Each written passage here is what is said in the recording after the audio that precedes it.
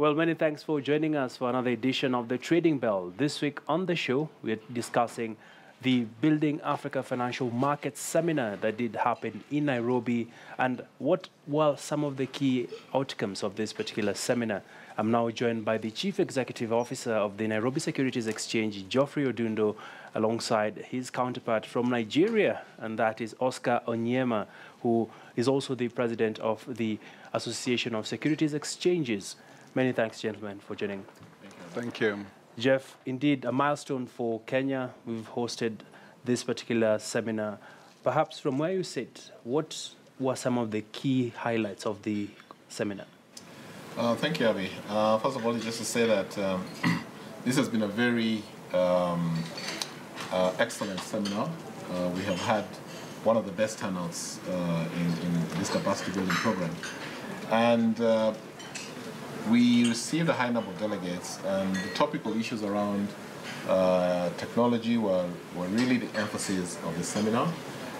We had taken the adaptive technology as a thematic issue for this conference. And the real takeouts out of this is that we really need to be alive to the fact that disruption is come. The time of disruption has come. Mm-hmm. And we have to find ways of using it. We have to find ways of working with it.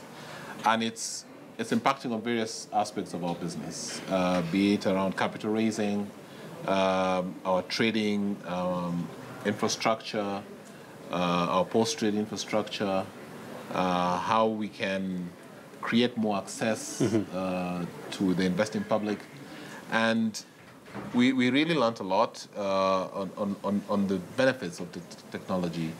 We also had issues around cybersecurity, which is the other side of. Oh yes, that was a very big area of conversation. Very big area of conversation, and really we sort of picked up a number of things that we need to do, and really take innovation as a really top of mind agenda in our businesses, and really find ways of adapting it towards improving how we do our business. So the takeouts were very useful, and we had very excellent speakers who were able to bring out the issues. All right, innovate or be disrupted. Absolutely. Well, let me bring in Oscar. For you, what were some of the key takeaways? Well, let me start by saying that the Nairobi Securities Exchange did a fantastic job of organizing this edition of the Building Africa Financial Markets. As you know, this is the first time it's been held in East Africa. Turnout was great, geographical spread was great, and we had excellent speakers who were able to unpack the various aspects of digitization as it relates to the financial markets.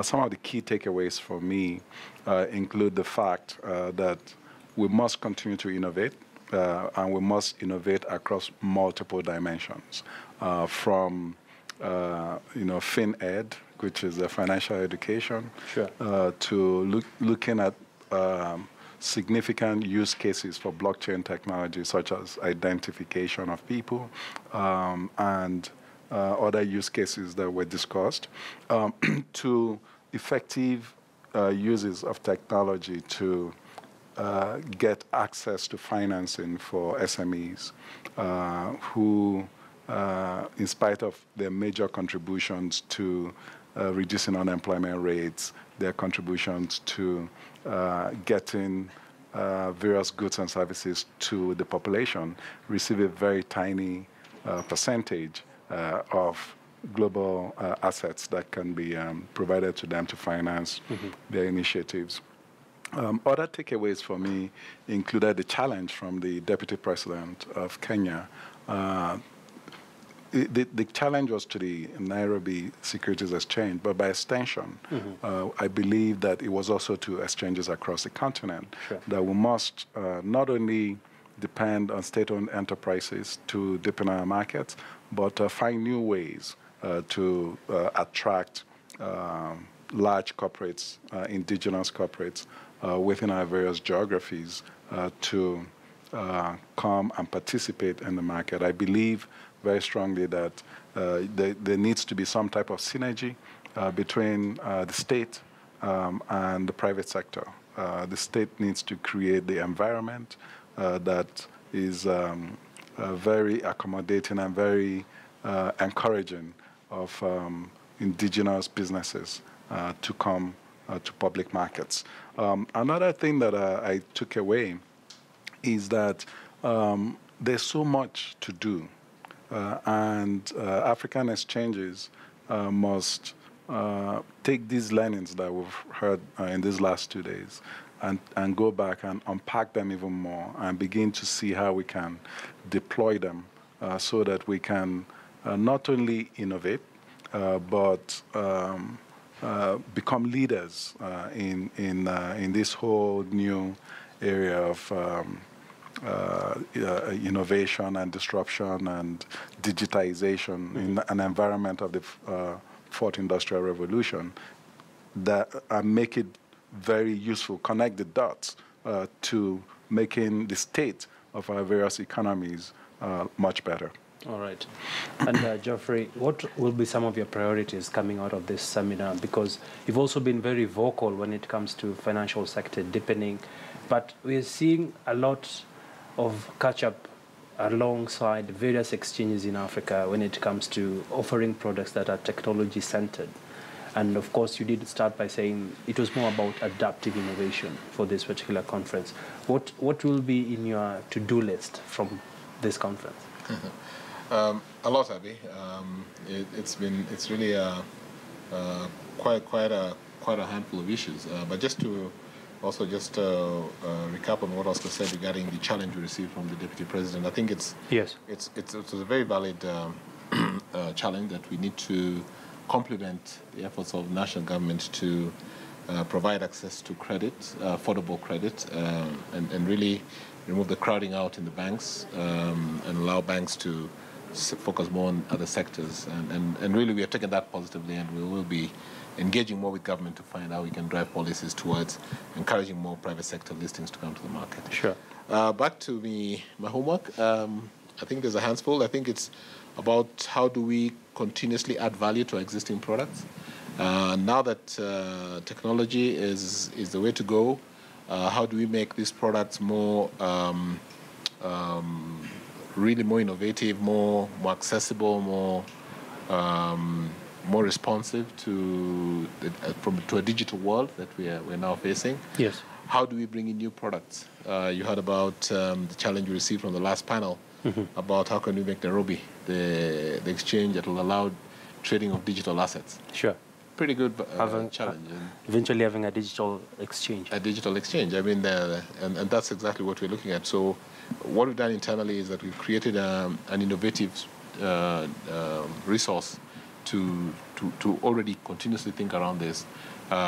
If you may remember, last year we launched a very innovative product, Emakiba, which I think we've been able to also at this conference to really educate our core exchanges on what we did, and around that very Emakiba thing initiative, other products will follow through, and would like to see also our sister exchanges adapt this. So it's how to increase more products, how to increase the penetration and depth of our existing products, how to increase the ability for our transaction cycles to be shortened and a more high level of trading to happen using more innovative technology, the blockchain technology and the value it brings to us in terms of proper recording and distributed nature health can really help a lot in the post-trade side. So there's a real handful, and we have to roll up your sleeves, roll up our sleeves and deliver. All right, and to remain relevant. All right. Yes. And Jeff, still staying with that point you've raised around encouraging more government-led organizations to also come into the market. We do know of a case in point, that is the national oil, which we did see they made actually a pitch to list. Of course, this happened overseas. From where you sit, having more listings from public entities, what does this mean for the average Kenyan or the average East African when it comes to having a stake in the national cake? I think it's important for Kenyans to be allowed to be sharing into the success stories of their public assets. The large listings, as you may recall, the chairman of the Association of Stockbrokers spoke today, and it's the catalytic effect that the large listings give to the market, in that they attract retail investors. Whenever there's a large IPO, there's a big push to see new accounts being opened. There's a big level of pool of retail investors who flow in. Yes. And that catalytic effect is what we're looking for from a large listing from the government. So the national oil, when listed, for the size of money they want to raise, we believe will really drive that interest back to the market and enhance that retail pool, and probably open a pipeline of other state-owned enterprises listing. But I think our approach will be two-pronged. In parallel to looking for the government listings, we also want to unlock the private sector listings through a very incubative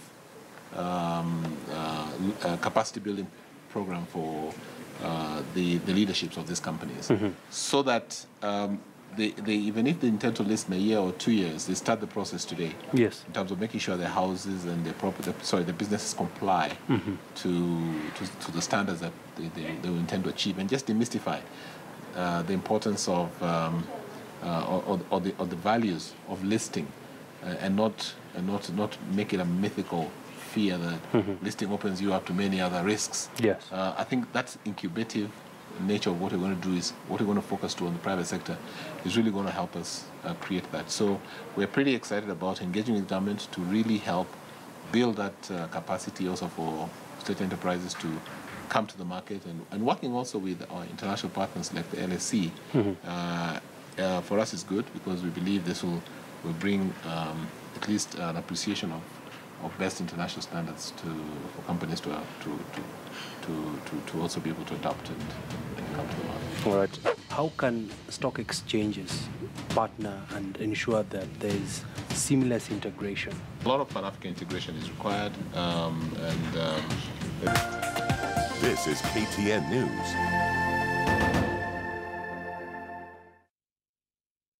Standard newspaper.